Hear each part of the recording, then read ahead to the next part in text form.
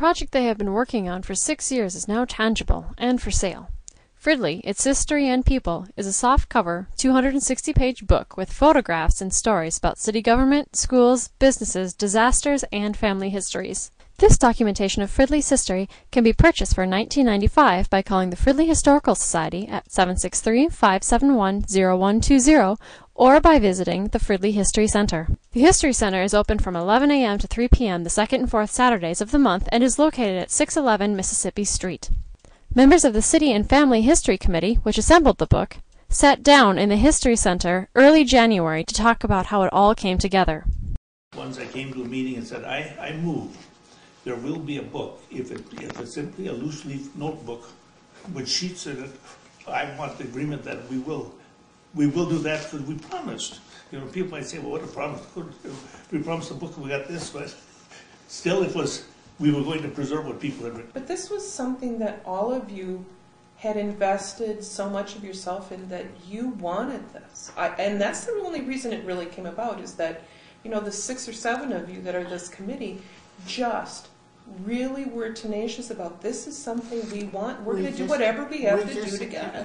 I remember when we made lists of people that we would contact to have them contact other people to coax them to do a family history. And then you came into the picture, Beth, when we started getting pictures of families and how we were going to take care of that. And you cleared that. Well, but that was because of, I think, the frustration level. You guys had so much paper, and you just didn't know how to make that next step. You know, now that we have a box of family histories, what's next? And it was then trying to find continuity, trying to write so that one story would flow into another story and not sound like a committee had written the books. You would get a family history of a family that had been here since the late 40s, and it'd be 4 paragraphs long that would document their entire family history. And then there would be the one that came in, and we have one that is 27 pages, single-space typed long. So you're going, okay, I've got 4 paragraphs, I've got 27 pages. And it was the balancing act of how do you do justice to all of them. I think they were aware that we were going to have to condense some of the writings. And if there were misspellings and whatever, we did that too. But we didn't want to change the general tone of that person's writing, so that it sounded like the person themselves. It was preserving the richness of their storytelling. And yeah, we might have to cut some paragraphs out for space, but it was trying to keep the cohesiveness of it.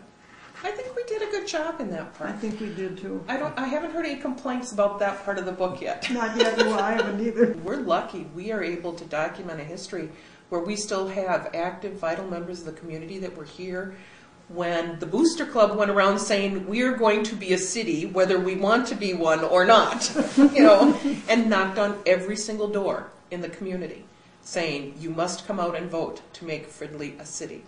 The Booster Club, which became the Fridley Chamber of Commerce. We had some of the earliest pioneers. We wanted to get some of their stories. Well, obviously they weren't around, but we used whatever material we could find to tell their story. And the Minnesota Historical Society was helpful in getting us the Henry and Matilda Rice history.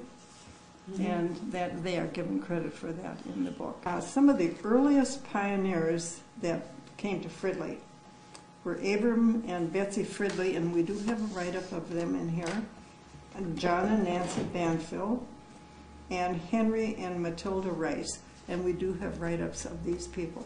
There were other families such as the Sullivans, the Christensens, and John L. Johnsons that are written up in here too. There were a lot of those families represented lots of people in Fridley. With the good news of anonymous donor, we finally got the money for publishing.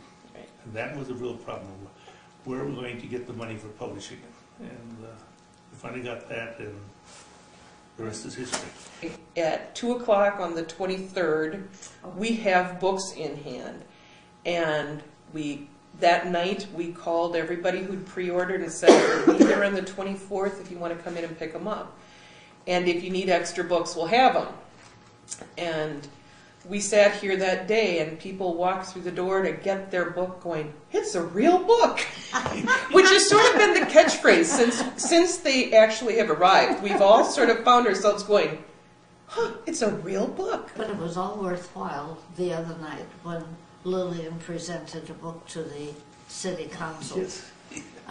They all immediately reached in their pockets and handed out $20 bills. You know, always, We weren't aiming for that, though. 15 no. minutes on the air publicity for us. And It was you've sold books as a result. You have less than 100 books left. We'll sell the first printing. You might even do a second printing. That would be wonderful. I think that would make everybody on the committee really happy to be able to put out and I think page 4 with the second printing that'll- January 2009. Yeah. This has been Sarah Peterson reporting for the Sun newspapers.